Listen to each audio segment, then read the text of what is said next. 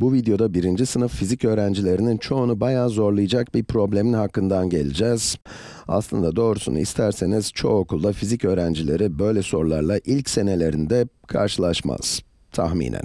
Belki sınavda ekstra puanlı bir bonus soru olarak gelebilir. Kısacası bu ilginç bir problem çünkü cismi eğik bir düzlemde fırlatıyoruz. Bir tepenin eteğindeyiz gibi düşünün. Madem tepe dedik, daha yeşil olsun. Böyle bir tepenin eteğindeyiz.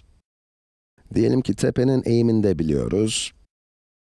Tepenin eğimi 30 derece, yani yatayla 30 derece yapıyor. Bu da yatay doğrultumuz.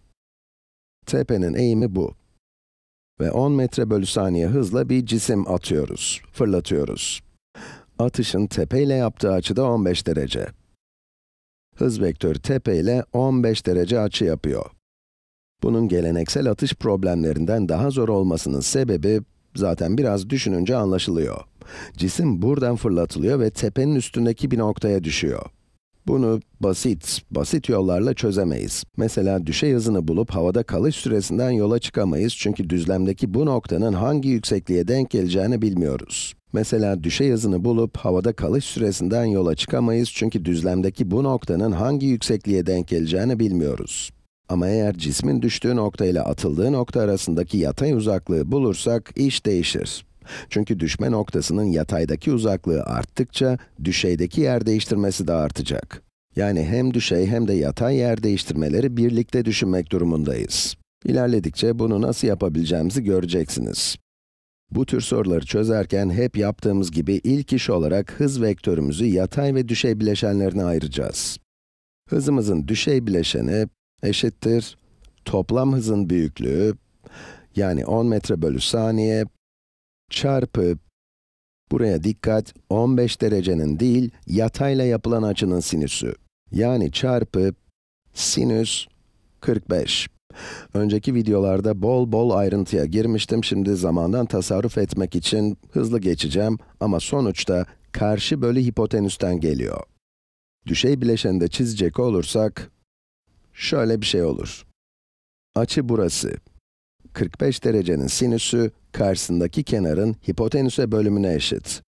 O yüzden hipotenüs çarpı sinüs 45, düşey bileşeni veriyor. Yani bu değer oradan geliyor. Son çizdiklerimi siliyorum. Temiz görünsün. Evet, hızımızın yatay bileşeni ise aynı mantıkla 10 kosinüs 45 olur. Şimdi bakalım yataydaki yer değiştirme vektörümüz ne olacak? Yatay yer değiştirme, son birkaç videoda kullandığımız, türettiğimiz formülü doğrudan yazıyorum. Yer değiştirme vektörünün yatay bileşeni eşittir. Yok, bir saniye. Önce düşeydeki yer değiştirmeyi buluyoruz, değil mi? Gerçi önce yatayı da bulabilirdik, fark etmiyor. Yer değiştirme vektörünün düşey bileşeni eşittir. İlk düşey hızımız, ki 10 sinüs 45'e eşit olduğunu biliyoruz. Bu arada hemen çözüverelim. 45 derecenin sinüsü kaç? Kök 2 bölü 2. Kosinüs 45 de kök 2 bölü 2'ye eşit. Yani her iki terim de 10 çarpı kök 2 bölü 2'ye eşit. Yani 5 kök 2'ye. Yani burası komple 5 kök 2 metre bölü saniye. Bu bizim düşey hızımız. Yatay hızımıza gelince, o da 5 kök 2 metre bölü saniye. Ve böylece işlemi biraz sadeleştirmiş olduk. Evet, her neyse düşey yer değiştirmemizden bahsediyorduk, değil mi?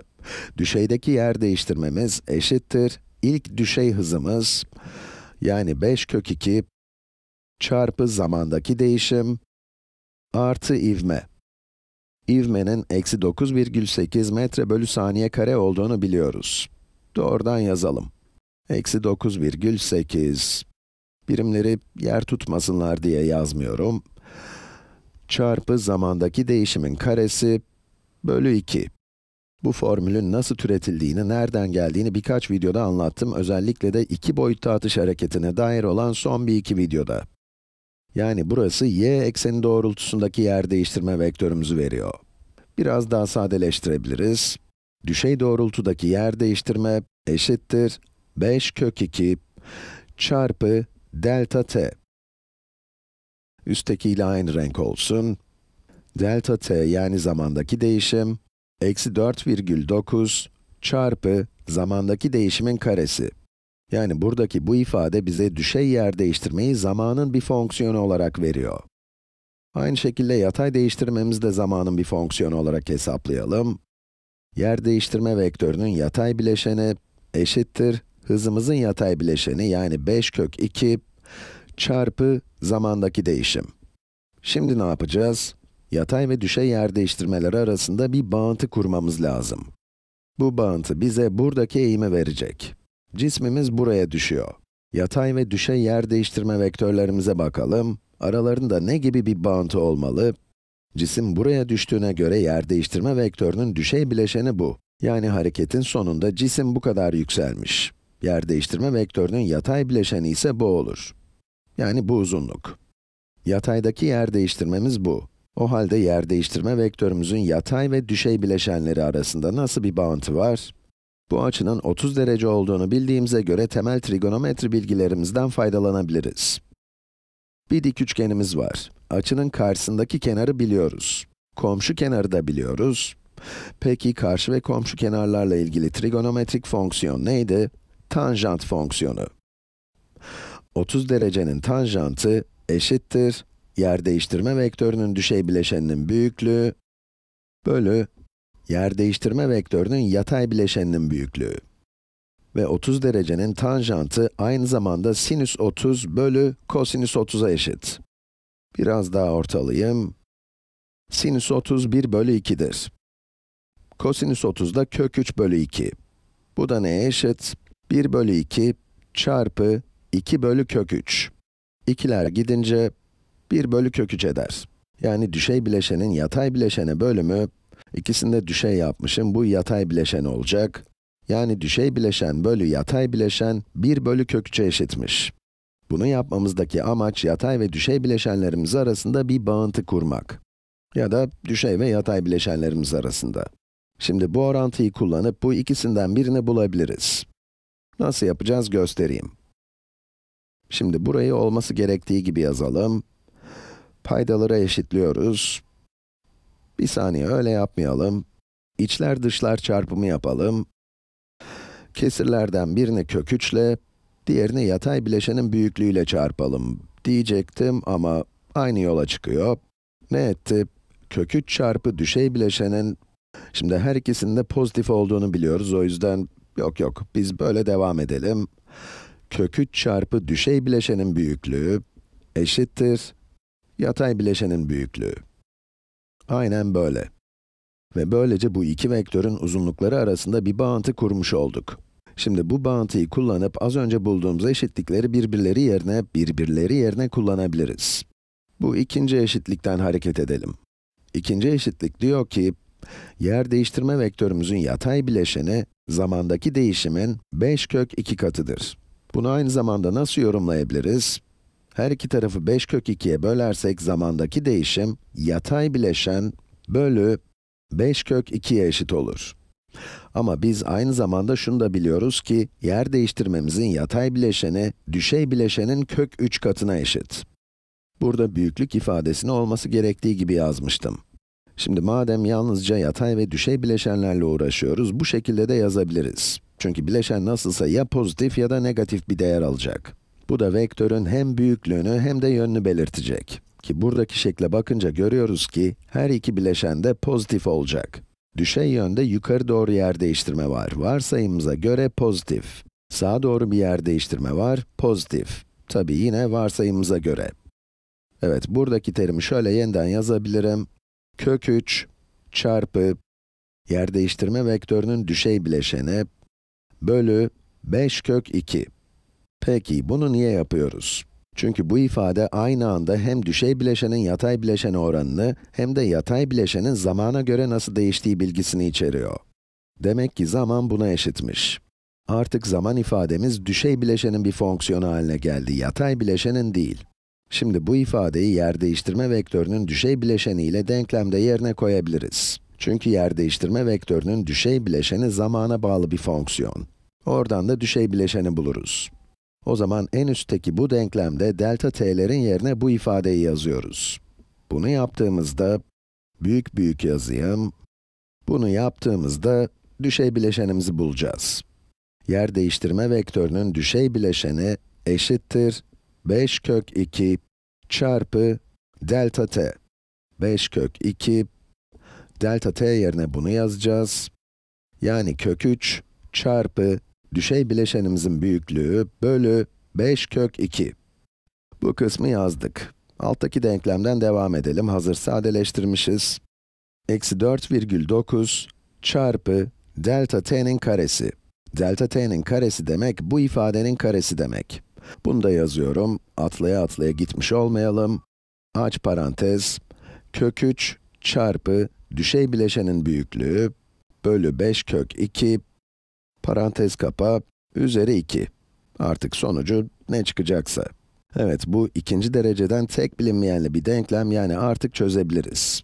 Sadeleştirip tekrar yazıyorum. Düşey bileşenimiz eşittir 5 kök 2'lerden biri payda, diğeri paydada. Bunlar gittiler. Ne etti? Kök 3 çarpı düşey bileşenin büyüklüğü. Büyüklük ifadesini kullanmasam da şimdilik büyüklükten bahsediyoruz.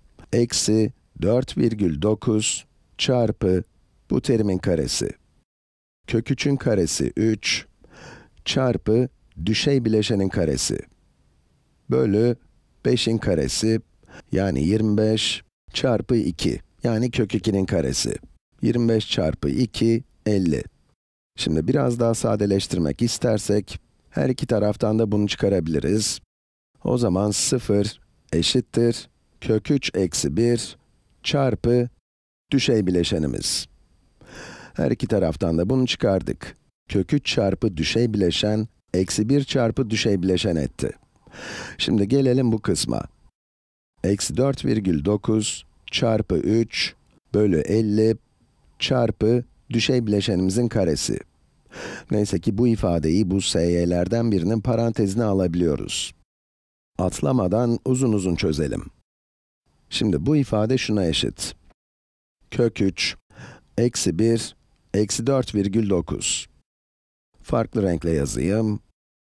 Eşittir kök 3 eksi 1 eksi 4,9 çarpı 3 bölü 50 çarpı SY. Yani düşey bileşenimiz. Tüm bu ifadeyi düşey bileşen parantezine almıştık. Yani parantezin dışında bir düşey bileşen daha var. Yer değiştirme vektörümüzün düşey bileşeni. Şimdi burada sıfıra eşit olabilecek iki şey var. Düşey bileşenimiz 0 olabilir. Gerçekten de olabilir. Düşey doğrultudaki yer değiştirmemizin 0 olduğu bir an gerçekten var. Başlangıç anında durum böyleydi. Ama bizim aradığımız düşey yer değiştirme bu değil. Biz buradakini merak ediyoruz. Yani ya bu 0 olacak, ki öyle olsaydı bu kadar işleme gerek kalmazdı, ya da tüm bu ifade 0'a eşit olacak. Parantezin içini 0'a eşitlemek gayet basit. Kök 3, eksi 1, eksi 4,9. Ya da hesaplaya hesaplaya gidelim. Sürekli baştan yazmayalım. Bakalım, 3'ün karekökü, eksi 1, eşittir 0,73205. Kısaca 0,732 yazalım. Buraya hesapladık. Şimdi 4,9, evet çok uzadı değil mi? 4,9 çarpı 3 bölü 50 eşittir 0,294. 0,294. Başlarına sıfırlarını da koyalım ki karışmasın. Çarpı düşey bileşenimiz. Bu da 0'a eşit olabilir. Yani ya bu 0 ya da bu. Ama bu 0 olsaydı problemin bir anlamı kalmazdı.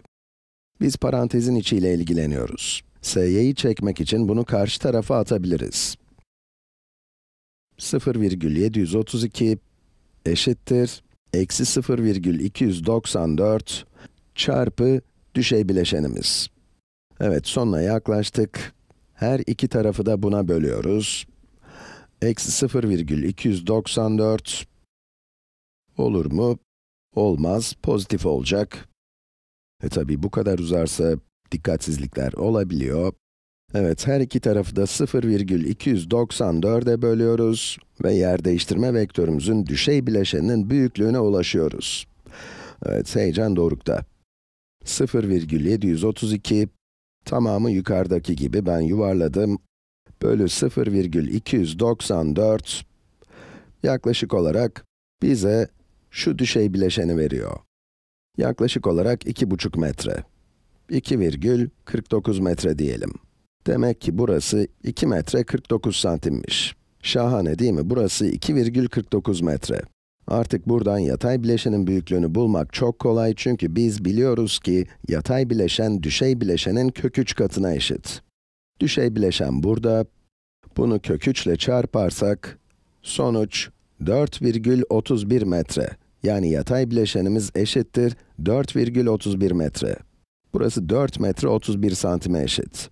Artık düşey ve yatay doğrultulardaki toplam yer değiştirmeleri biliyoruz, gerisi size kalmış. Eğer cismin tepe boyunca tam olarak ne kadar ilerlediğini bulmak isterseniz bu iki değeri ve Pisagor teoremini kullanıp bu dik üçgenin hipotenüsünü hesaplayabilirsiniz. Bu da sizin.